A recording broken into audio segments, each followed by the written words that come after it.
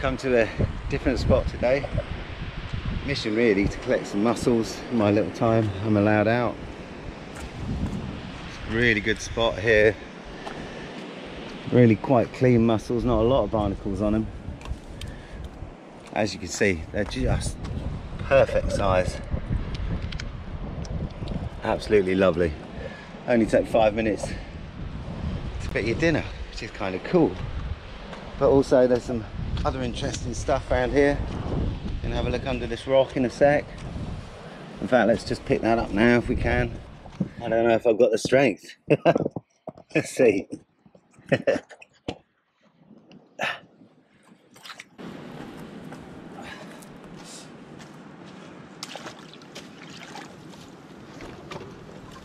Wow.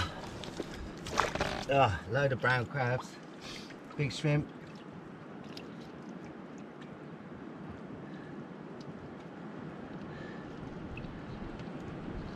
Nice sized brown crab there. Not a keeper, but still pretty good. Big shrimpies. You can see them down here. Good size. Not as big as the other day, but nevertheless still good enough to eat.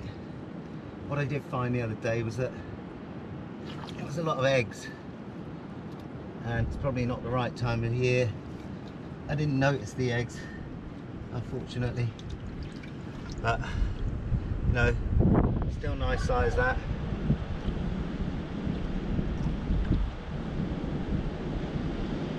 There's that crab again. Whoa, big prawn there. Lots of them. 3 edibles. There's that rockling. And that big crab, another crab, so that's 4 eddies. What's underneath here? Just a load of beadlet anemones, I can't say it. Strawberry anemones. A couple of little porcelain crabs. Load of tube worms. Sliced my hand up on that the other day. Really quite badly actually. Whoa, put that back where it was.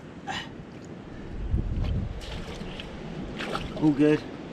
Another brown crab there, just peeled actually, a little bit soft.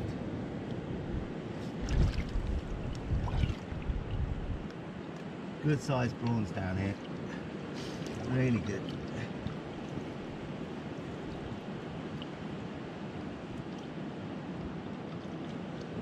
Common blennies down here. Rockling super slippery, but good sized prawns. And there's that rockling. They can get quite big, the rocklings. But I might collect some more prawns. I don't know. No, this one's full of eggs too. I might leave it till next month, or don't want to be killing off next year's generation. But yeah, loads of prawns that size down here. Easy to find.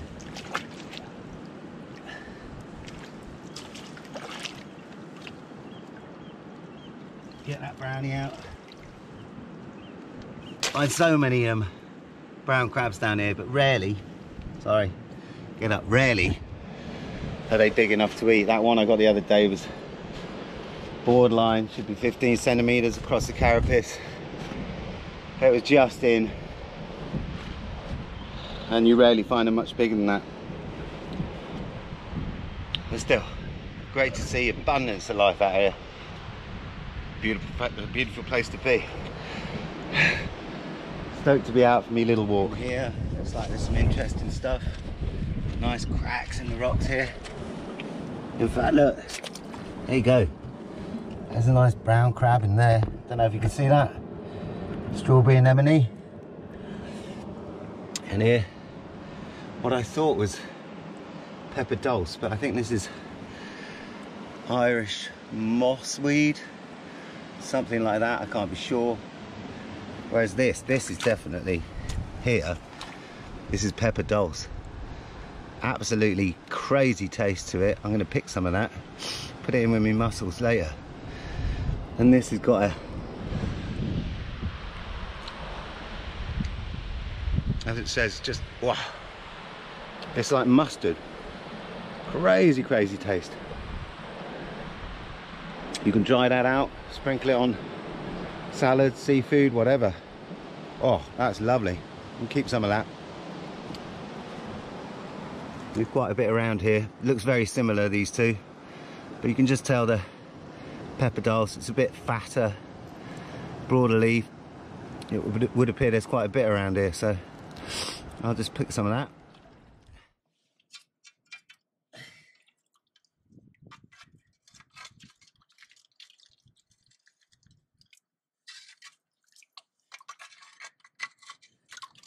I can hear something in there.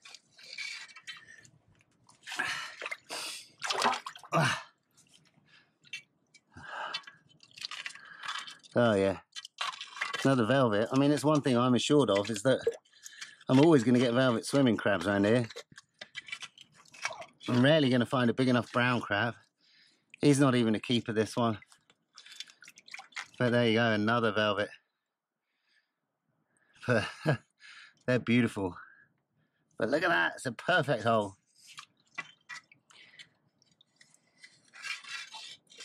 Nothing else in there. You go back, boy.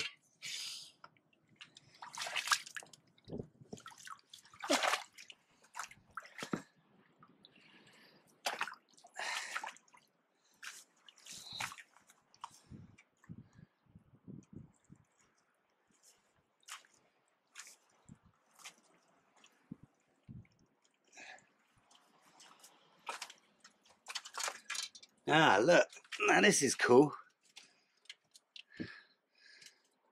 That's a proper hand line for from a fishing boat, I suppose. Nicely worn. I'll keep that. It's ideal for on the kayak, putting the mackerel feathers out and stuff. Oh, I'm stoked with that. That's cool. Can't believe how many cracking holes I found today. And nothing's in them. Oh look, that's a dahlia anemone. Oh look, down the back there, he was just saying, wasn't he? That's looks like a female brown crab. Small claws.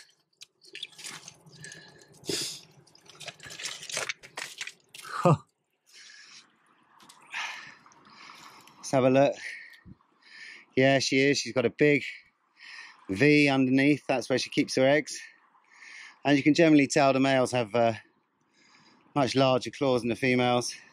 I mean, that is probably not 15 centimeters across, 13 or so. Still, nice sized crab. We'll put it back for another day. But there you go, just shows to prove. Easier to get in there with your hands sometimes. Less damage to the animals. And you can feel it out. And there, it's just on top of that dahlia anemone. Go on, girl. Back you go. Sweet. Oh, well, that's something. Oh, it's just lovely to be out searching around.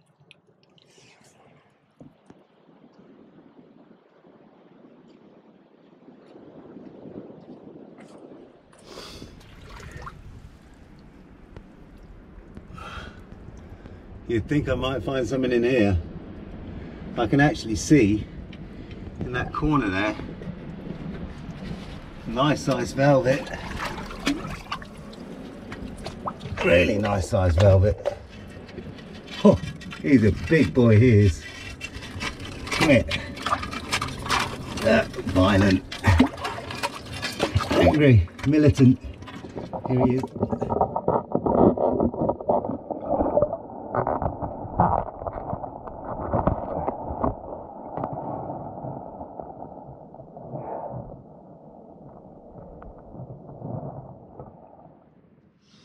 Keep finding these really good holes, but nothing in them.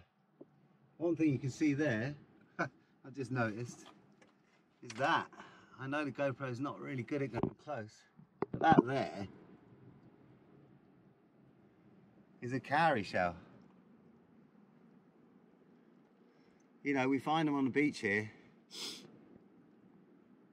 You know, they're like a little trophy. It's a traditional thing that families do down here, sit on the beach and see how many little cowrie shells you can find. They grow a little bit bigger than that. It's rare that I see them alive, so that's cool. I've only ever found one real nice little colony living last summer, but always lovely to see. I'm going to have to bring that back a bit, I guess. Lovely ridge. You can see how my fingers are sliced up from the other day, but yeah, lovely. Is it a living cowrie shell? They normally have a little red proboscis at the end. I think I can see one there. Beautiful little shell. You know, all around the world these grow, different species of them, but this is ours, our little cutie. Once used as currency, I believe, cowrie shells. Anyway, there we go. I'll stick him back in there. I can smell pepper dulce. You can smell it here. I guess that's some there. And a bit more from your mussels. You can actually smell it drying out in the heat of the day. Just sat here. It's got a really unique smell. It's really hard to explain, but there we go. You know, in the mussel grounds here. It's just nuts, isn't it?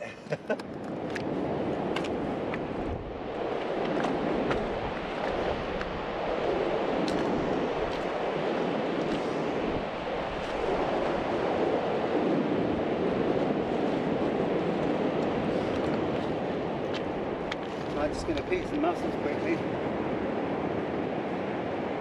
Put my glove on. Actually, these are really easy to pull off. Beards are really cool. As I say, no barnacles.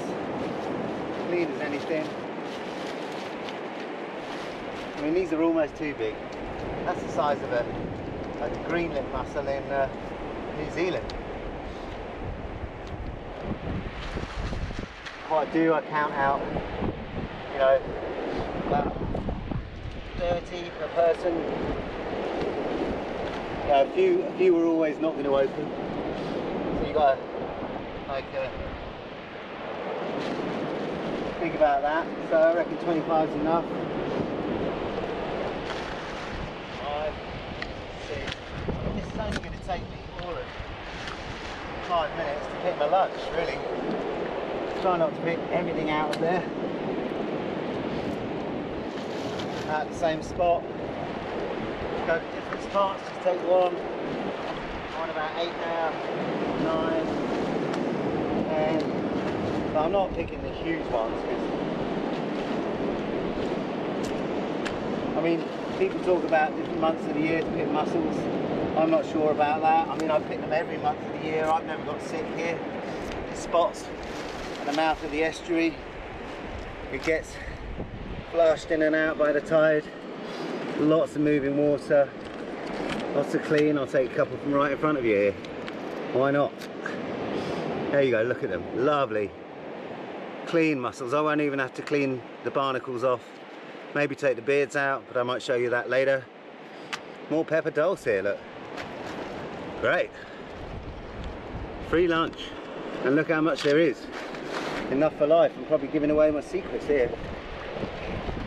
What have I got there? 15 or so. I'll just go a little bit further over here.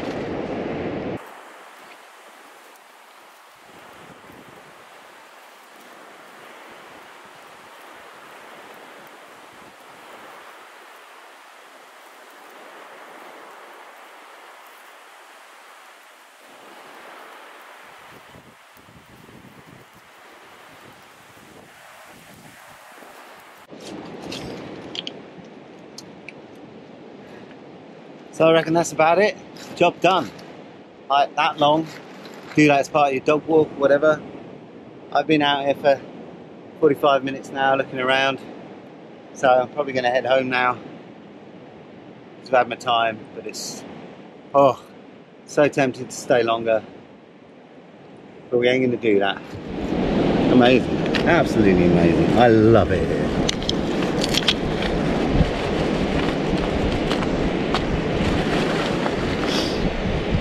Stay safe, peeps.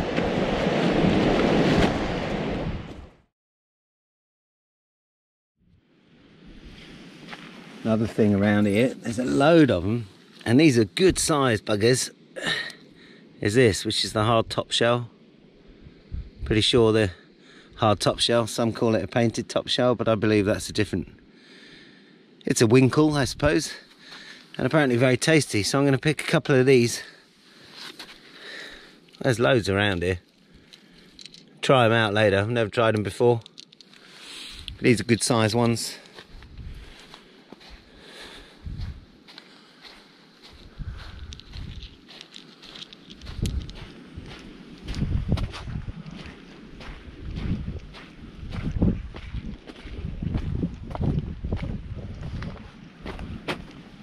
There's a load more here, mixed in with the mussels. Just pick the bigger ones out. I'm only going to get a few. There's a nice big one there.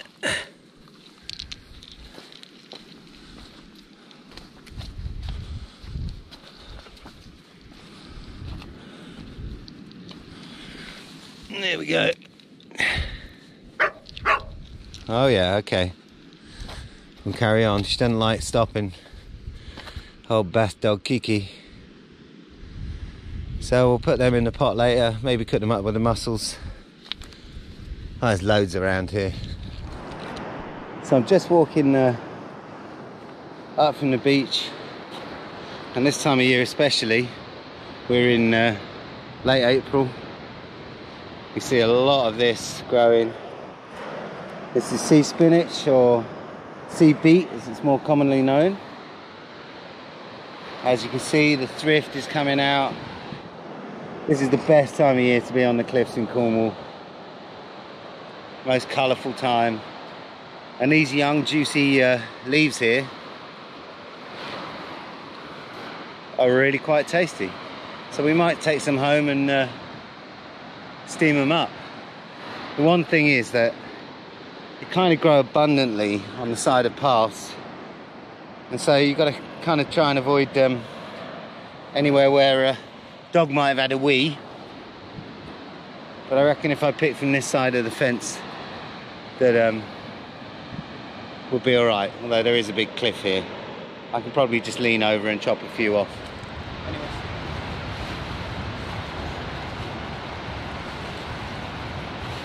Either way, I'll wash them thoroughly when I get home. It's just to try out for the time being. So we're going to try the pepper dulce with the mussels when I cook them up later. Maybe we'll try a bit of this with tea later on tonight or tomorrow. But as always, if you've got a pair of scissors, it's better than just ripping stuff up.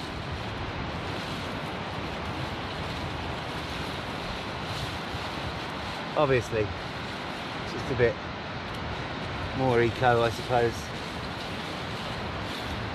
Hopefully we haven't had a dog have a real long wee through this hedge.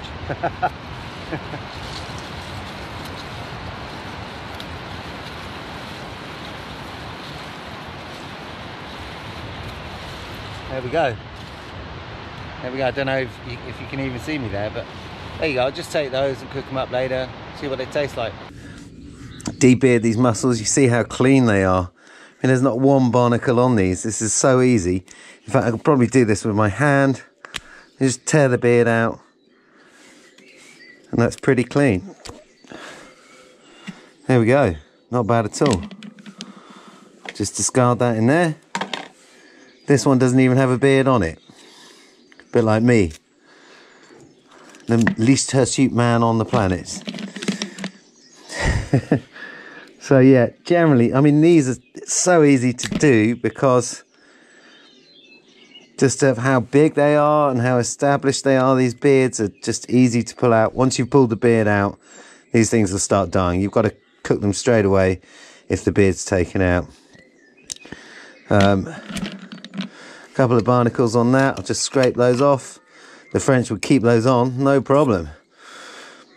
They love a bit of it. There, straight out. You see that? In fact, the GoPro's so bad at getting close, you can't really see that. But there, the beard's out and that little bit of sinew that attaches it is right there. Okay. So we'll just do that quickly. Won't take long.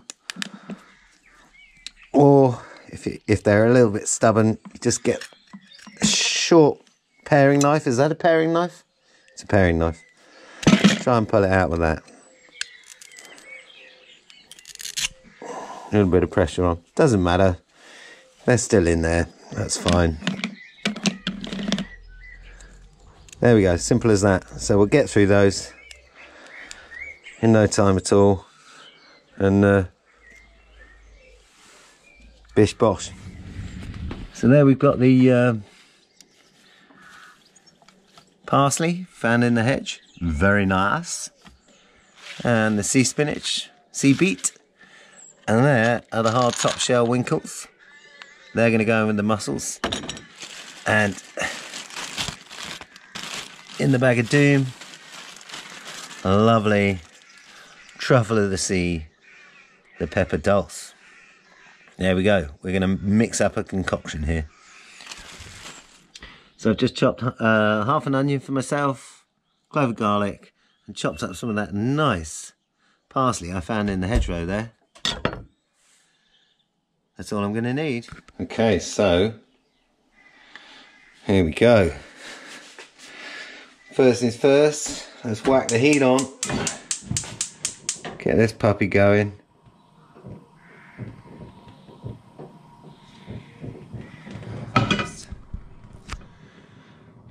Just going to put a nice knob of butter in here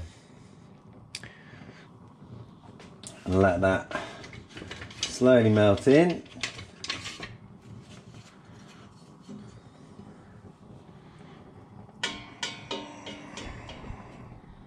Yes, Papa.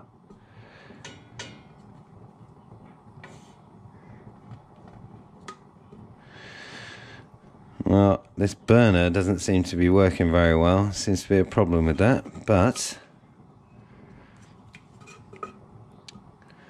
just get that butter melting down, and we're going to put the shallots and onion into the pan just to soften up.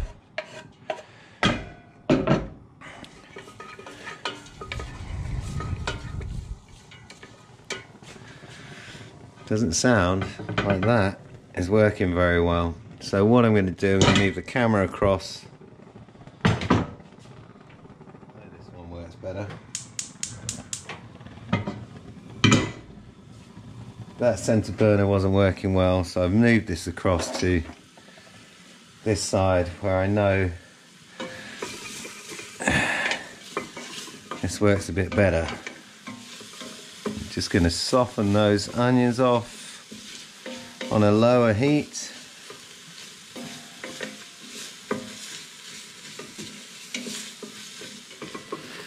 Okay, well I've kind of browned them instead of softened them. What we're going to do now is put some white wine in there. Just got to get that open. Great. Now we're going to put a little bit of wine in and really turn the heat up. Let's hope that hasn't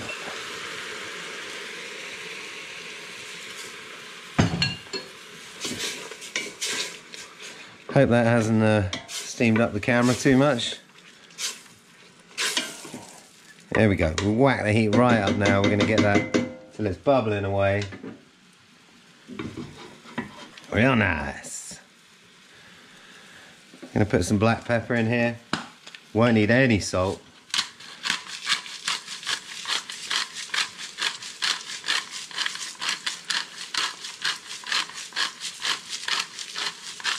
Just burn the alcohol off it. Right, so that is going for it now. In with the mussels. And a good stir around. Heat up. No need for any more liquid. There's enough seawater sealed in those lovely little parcels. Lid on. And wait for it. Right, they've been going for a couple of minutes. Now I'm going to stick those hard top shells in, because I think they're going to need just as much time. Get it steaming. Going to leave that for like 5 minutes. Let the heat get up. The mussels would have taken all the heat away from the pan when they went in. So we'll leave that for 5 minutes, get them really steaming away. They're going to release all their juices and the seawater they've got stored in there. We'll wait 5 minutes and we'll give it a good shake, and then a couple minutes more, and then I'm going to stick that nice sea spinach in there to steam away for the last part. Oh, I can't wait. So let's have a look. It's about 5 minutes up. You can see these are starting to open. Lovely. Oh, that smells so delicious. I'm sticking the seaweed in now. Give it a couple of minutes more. Give them a good shake. Get all that mixed in. Keep the lid on. Keep the heat in. That's the most important thing. But I would say that we are pretty much there. Don't want that seaweed overcooked personally. Like it with a little bit of something in it. I'm going to take that off the heat. You can see that most of the mussels, in fact pretty much all of them, are open now. Hopefully you can see that it's not too steamy. Taking that off the heat. What I'm going to do now is add a wee bit of cream. Not a lot. Chopped parsley.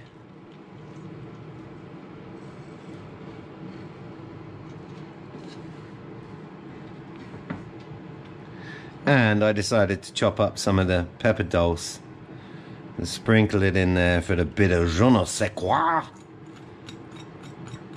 This smells absolutely delicious.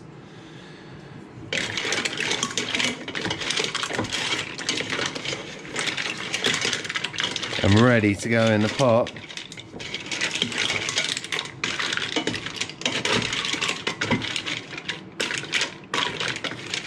Stir it all up.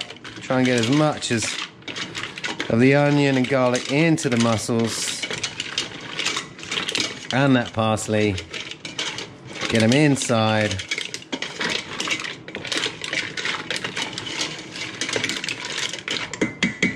And there we are, ready to go. Oh, this looks great. Look at the size of those things.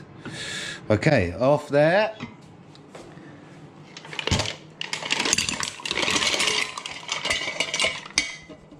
And into here. I'll just get this out. There's loads left in the bottom of the pan there.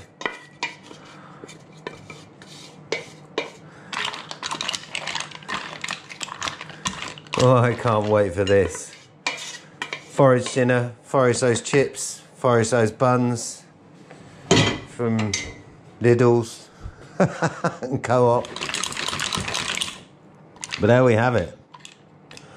Oh, steaming, beautiful Cornish mussels.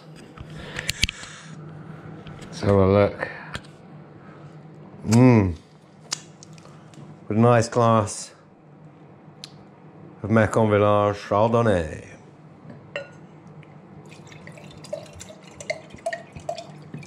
"100% forage dinner." Unfortunately, my chips are a bit overdone, but not too much. Okay. Winkles are in there. Hopefully I've cooked them long enough. I hope so. But look at this. Enormous. I don't need that thing. Succulent, beautiful Cornish mussels. Oh, and they are absolutely delicious. Perfect little delicious miniature vaginas. My favourite. Yum tiddly bum bum bum. Bon appetit.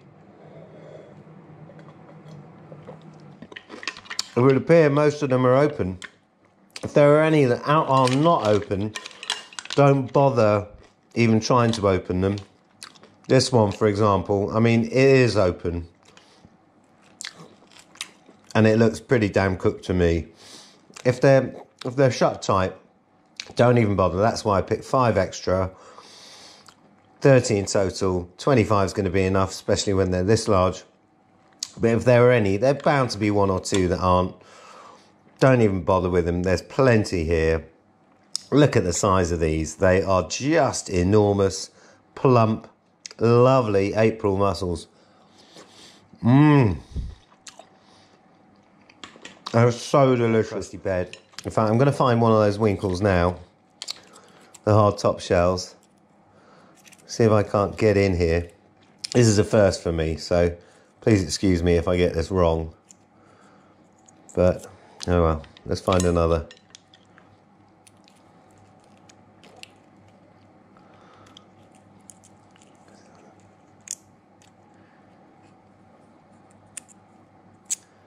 Can't seem to get them out.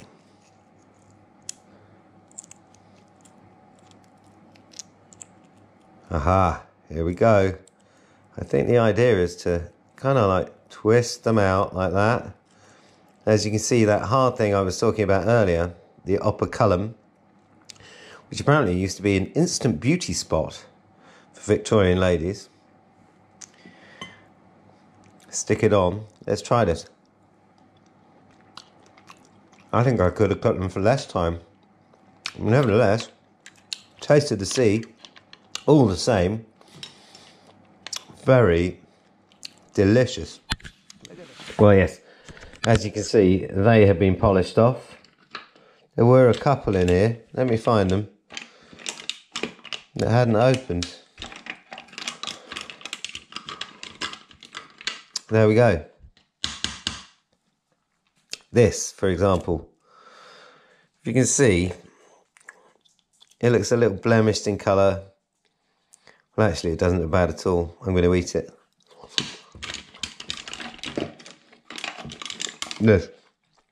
This big old bugger. Hard to open. Still looks in good nick, though. I say there's nothing wrong with that. It just hadn't opened enough. But still not closed shut. No signs of it being dead. I mean, I'll risk it for a biscuit. I've never got ill eating mussels. And of course they do say, do not pick mussels in a month where there is an R or no R. That's it. No R in the name of the month, which excludes, therefore, May, June, July, August, the summer months. Because of that, the reason for it being is that in the summer months, you'll get algal blooms, the water heats up. Also, most bivalve mollusks spawning at that time. But also, they'll be getting fatter and plumper. Look, it's April right now. We've just had one of the driest, hottest Aprils on record ever. Am I taking a risk? I don't know. The water's not been clear, but I've eaten these 3 times in the last 2 weeks, and they've been nothing but fantastic. As I say, I've never been ill. Never been ill eating mussels off the rocks where I pick them. They're in the estuary. They get flushed through twice a day. They're not sandy, they're not barnacle-y. I'm amazed they're still there after all this time and winter storms. Oh look, there's a runaway in there. And this sea kale, I might add, is just delicious. Absolutely delicious. And a little tinge also of that truffle of the sea, the pepper dulce. The soup it's just, you know, it's better than any restaurant, this. Like any food you forage yourself, it tastes so much sweeter when you take it home and cook it up. I don't ever buy seafood from restaurants, really. I have a little rule. If I can't catch it myself, I'll buy it in a restaurant. And luckily, that list diminishes every year. Flatfish is on the target species this summer because I don't catch enough of those. But what's the point? It's on your doorstep. It's that easy to get it. And I'm going to show you how. there it is. Thank you very much for watching. I hope you've enjoyed. If you have, please like, subscribe. There's going to be more coming. Look at this. Free, beautiful dinner just from the coastline. Glass of white wine, a la Keith Floyd. That's what he would have wanted. And this beautiful coastal soupy goodness. It's absolutely delicious. Anyway, you don't need to watch me eating anymore. Go out there, do it yourself. It's super easy. It doesn't take long.